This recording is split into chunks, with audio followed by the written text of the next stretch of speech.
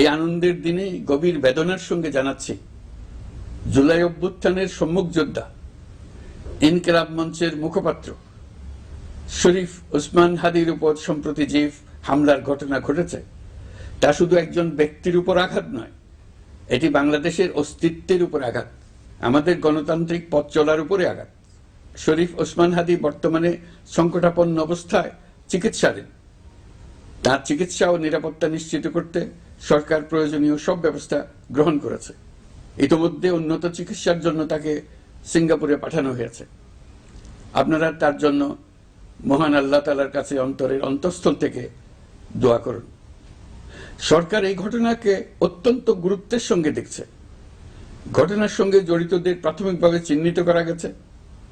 আমি দেশবাসীকে আশ্বস্ত করতে চাই, যারা এই ষড়যন্ত্রে জড়িত তারা যেখানেই থাকুক না কেন, তাদের কাউকে ছাড় দেওয়া হবে না।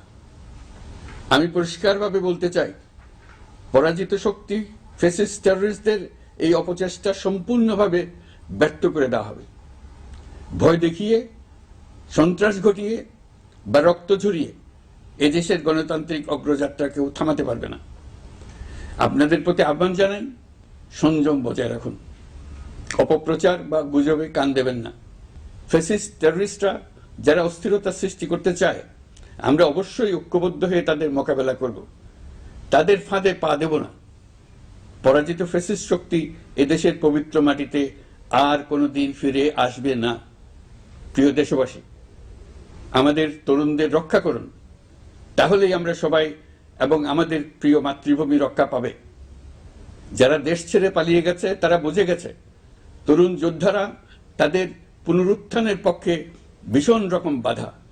এই অস্ত্রহীন, ভীতিহীন, ব্যক্তিগত স্বার্থ সম্বন্ধে সম্পূর্ণ উদাসীন দৈনন্দিন এই চেহারার ছেলে মেয়েদের নিয়ে তাদের সাংঘাতিক ভীতি। তাদের লক্ষ্য হলো নির্বাচন আসার আগেই পথের এই বাধাগুলো সরিয়ে ফেলা, নিজেদের রাজত্ব আবার কায়েম করা। তাদের বন্ধুরা যতদিন তাদের সঙ্গে আছে ততদিন তারা এই স্বপ্ন দেখবে।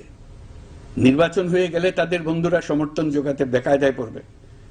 সেজন্যই তো এত তাড়াহুড়া। তারা চায় নির্বাচনের আগেই তাদের ফিরে আসা নিশ্চিত করতে। নানা ভঙ্গিতে এটা তারা করবে। এই চোরাগোপ্তা খুন করার যে উদ্যোগ, তার একটা রূপ। আরো কঠিনতর পরিকল্পনা নিয়ে তাদের প্রস্তুতি আছে। দেশের সবাইকে জোর গলায় বলতে হবে, আমরা তরুণদের রক্ষা করব। এখানে পুরনো আমলের দাসত্ব মেনে যারা আছে তাদেরকে দাসত্ব থেকে বের হয়ে আসতে হবে।